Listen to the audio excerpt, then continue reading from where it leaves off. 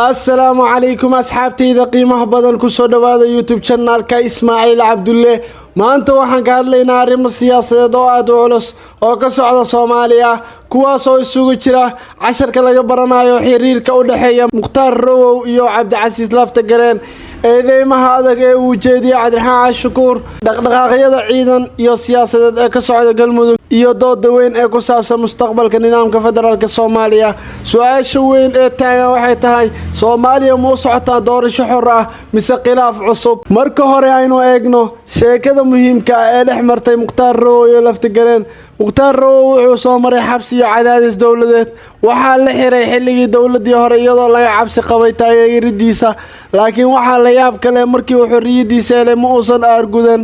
wuxuu la kulmay Laftagareen muujiyay cafis iyo dulqaad ka fogaaday mucaarid nimo burburin ah tani waxay noqotay tusaale siyaasadeed oo dhif ah gudaha Soomaaliya hadda aanu gudubno hadalka kulul ee Cabdiraxmaan Cabshukuur wuxuu si toos ah u eedeeyay dawladda in doorashada la qorsheeyay ay tahay mid hal dhinac ah in hantida qaranka lagu maalgelinayo in aan la marin baarlamaanka in hal qof isku noqday musharax maamule garsoore wuxuu yiri doorashada waa mid adigu ku soo baxayso taasi waxay abuureysaa su'aalo waaweyn doorasho xor ah ma jirtaa mise waa nidaam la sii qorsheeyay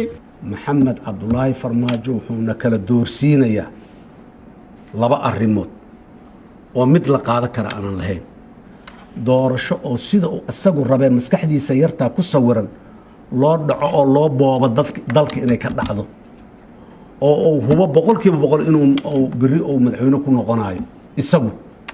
waa lagu tartamayaa ma aha iyo inuu sii joogo meesha iska fadhiyo labadaas uu kala doorsiinaya waa iska joogaya hadaanan joogaynin doorashada nooca aan rabaa laga dhigaa labadaba mid la aqbali karo ma jirto waa sii joogaana lama aqbali karo saan rabaa doorashada laga dhigaana lama aqbali karo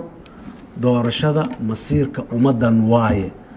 wax maan hal nin uu leeyahay kama soo bixi karto wararka ka imaanaya dhuusamareeb waxay sheegayaan hub culus ayaa la geeyay ku dhawaad 1,000 askari ah ayaa la diyaariyay ujeedka sugidda amniga doorashada qof iyo cod la dagaalanka al-shabaab laakiin dadka qaar waxay ka qabaan shaki ma amni sugid baa mise waa cadaadis siyaasadeed galmudug waxay bilowday diiwaangelinta cod bixiyaasha qorshaha doorashada tooska ah dawladda federaalka waxay rabtaa in la ogolaato lixda la qabto doorasho qof iyo cod ah laakiin qaar ka mid ah madaxda maamul goboleedyada ma wada taageersana waxa jira khilaaf qarsoon gudoomiyihii hore ee baarlamaanka Maxamed Mursal wuxuu sheegay dawladda federaalka ay fargelin ku hayso South West State eedeymaha waxaa ka mid ah in maamulka sharci ah la burburiyay in awood si toos ah loogu wareegay in degmooyinka laga magacaabay xarunta dhexe halista ugu weyn in nidaamka federaalka uu daciifo marka la isku geeyo dhammaan arrimaha Rowo cafis iyo dulqaad mucaaradka eedeyn adag dawladda qorshe iyo doorasho iyo ciidan federaal khilaaf sii kordhaya Soomaaliya waxay taageertaa meel xasaasi ah su'aasha ugu dambaysa ma heli doonaa midnimo iyo doorasho cadaalad ah mise khilaaf siyaasadeed ayaa sii xoogaysan doona